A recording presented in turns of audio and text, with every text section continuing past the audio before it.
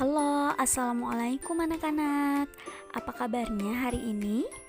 Semoga semua dalam keadaan sehat ya, terutama selalu semangat belajar di rumah. Hari ini kita akan belajar mata pelajaran Bahasa Indonesia mengenai mencermati tokoh-tokoh yang terdapat pada teks fiksi. Mari kita simak penjelasannya.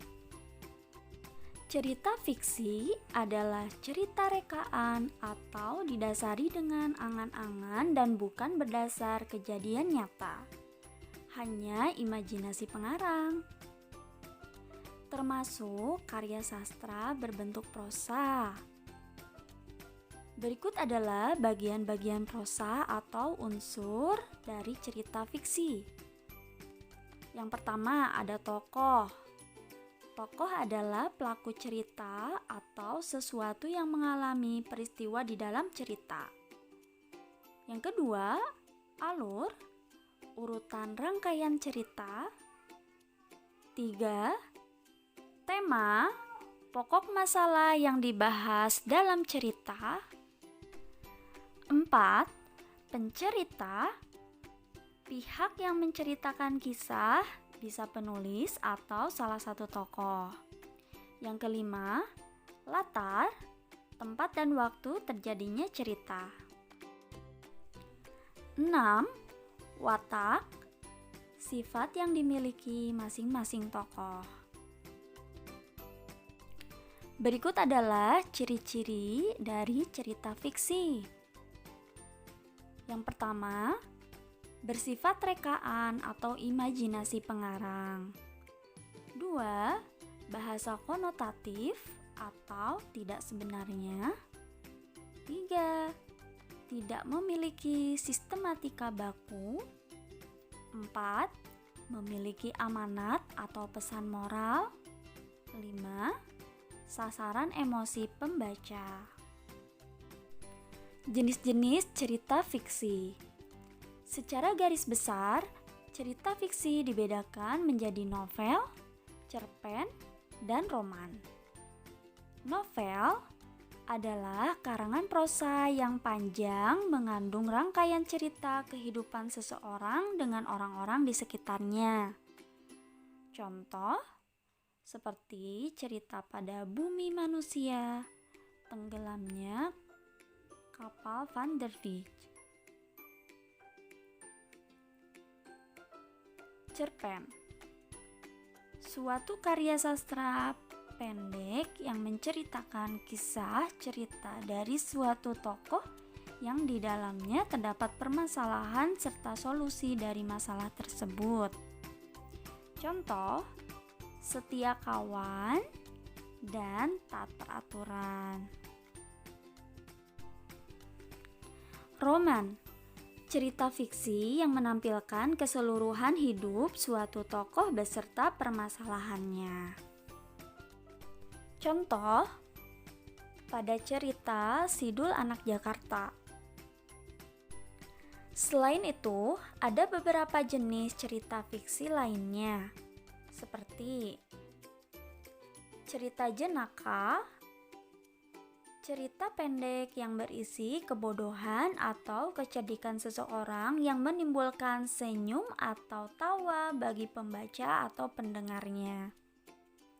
Contohnya pada cerita Papandit dengan Buyung Emas. 2. Mite, cerita yang berhubungan dengan kepercayaan suatu benda peristiwa gaib atau alam gaib yang dipercaya mempunyai kekuatan gaib. Contoh, pada cerita Jaka Tarub dan Timun Mas. 3. Fabel, cerita dengan binatang yang diceritakan hidup dan bermasyarakat seperti manusia. Contoh, Kancil dan Buaya, Kisah Semut, dan Belalang Pemalas. 4. Legenda, Cerita lama yang mengisahkan riwayat terjadinya suatu tempat atau wilayah atau asal-usul daerah tertentu. Contoh, asal mula Danau Toba dan cerita Sang Kuryang. 5. Saga, cerita lama yang mengandung unsur sejarah atau kepahlawanan seseorang. Contoh, pada cerita Lutung Kasarung dan Purbasari dan Calon Arang. Tokoh dibagi menjadi dua, yaitu tokoh utama dan tokoh tambahan atau pembantu. Tokoh utama memiliki peran penting dan ditampilkan terus-menerus. Tokoh tambahan muncul beberapa kali saja untuk menghidupkan cerita. Berdasarkan peran tokoh dalam sebuah cerita, tokoh dibedakan menjadi 1. Tokoh protagonis adalah tokoh yang memiliki watak baik sehingga disenangi dan dikagumi pembaca. 2.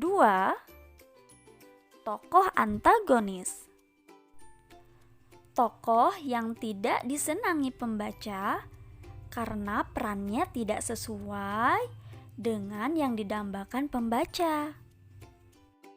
Sekarang, mari kita latihan mencermati tokoh-tokoh yang terdapat pada teks fiksi berikut, yaitu kisah Roro Jonggrang.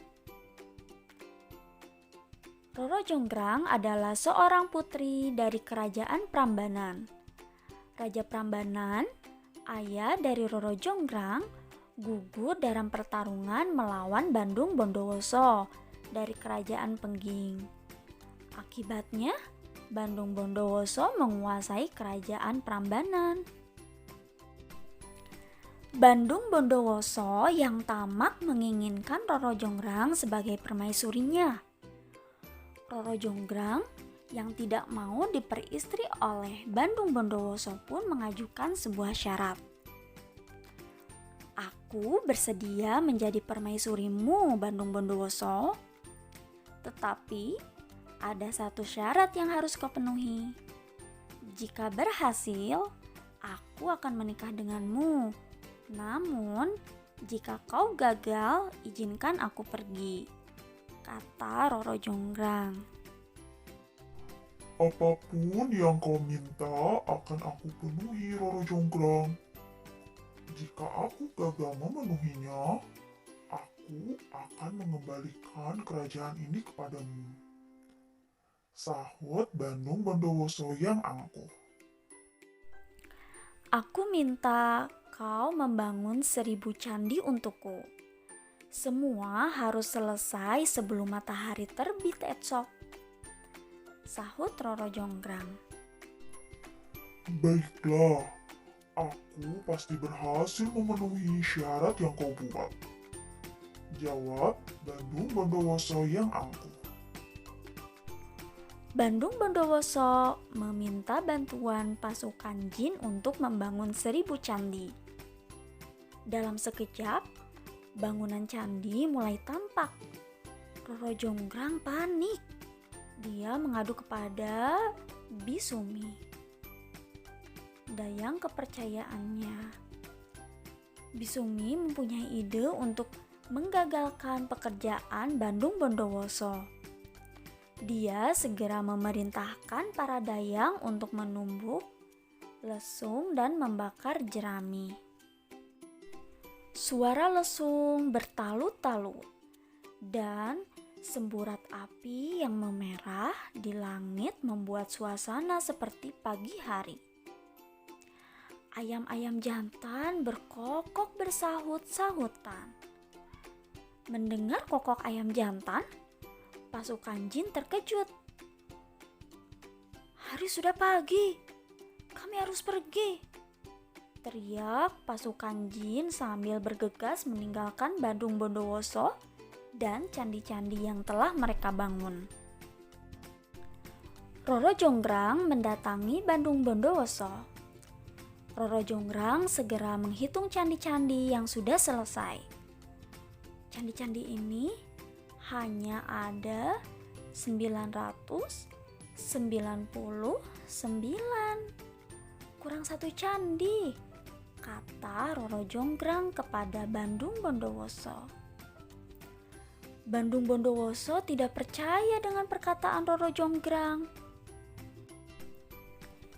Dia segera menghitung banyak candi dan ternyata memang benar, hanya ada 999 candi.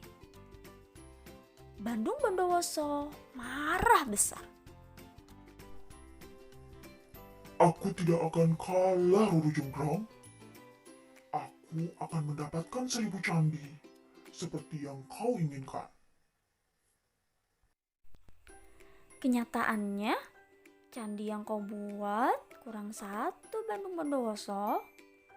Kau tetap harus menepati janjimu, sahut Roro Jonggrang. Kalau begitu, akan kuubah kau menjadi candi ke-1000.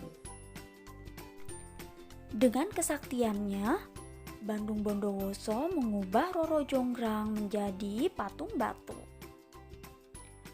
Patung itulah yang menjadi candi ke-1000. Candi-candi itu hingga kini masih berdiri tegak di wilayah Prambanan. Nah, dari cerita Roro Jonggrang, kita bisa tahu kira-kira cerita fiksi apa ini masuknya. Ayo tebak. Ya, betul. Karena ini adalah kisah legenda, berarti ini masuk kepada cerita legenda ya. Sekarang di sini judul ceritanya adalah Roro Jonggrang.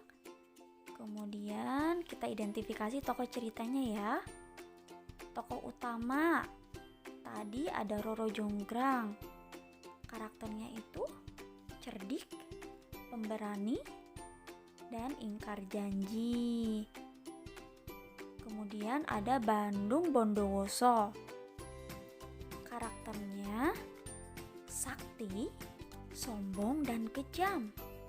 Kemudian ada tokoh pembantu yaitu Jin, Bisumi, dan Dayang-Dayang. Inti cerita dari kisah Roro Jonggrang adalah Roro Jonggrang mendapat kutukan menjadi patung karena melanggar janji. Sekian pembelajaran hari ini anak-anak. Semoga semua paham ya. Tetap semangat belajar di rumah ya. Sampai bertemu lagi di pertemuan berikutnya. Terima kasih.